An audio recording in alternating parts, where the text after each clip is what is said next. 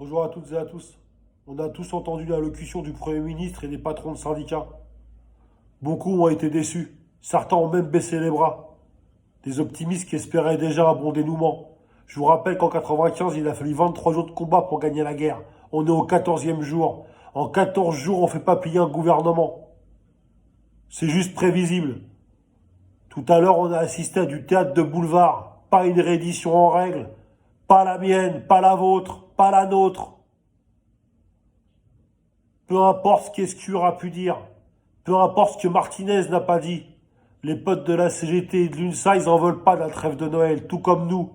Ils sont aussi déterminés qu'ils étaient hier. On doit radicaliser le mouvement, on doit se durcir, on doit continuer à former un seul et même bloc. Le gouvernement est en train de nous observer, voir si on commet les mêmes erreurs qu'avec la loi travail.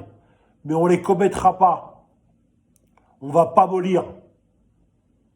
On va continuer à avancer, à rien lâcher. On n'est pas dans une guerre traditionnelle, on est dans de la résistance. En résistance, si on n'a pas de fusil, on prend une fourche ou une pelle. Peu importe les moyens qu'on utilise, on doit déserter les espaces de travail. Personne dans les gares, dans les stations de métro, dans les couloirs à canaliser, dans les métros, dans les RER, dans les ateliers de maintenance, dans les secrétariats, dans les trains.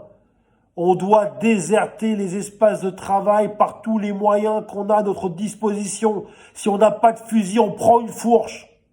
On doit bloquer le système. On doit paralyser ces putains de rouages. On doit stopper ce putain de rouleau compresseur qui entraîne d'écraser le système social. On ne doit rien lâcher, on doit rester déterminé. On doit continuer à avoir confiance en nous. Cette putain de guerre, on la gagnera.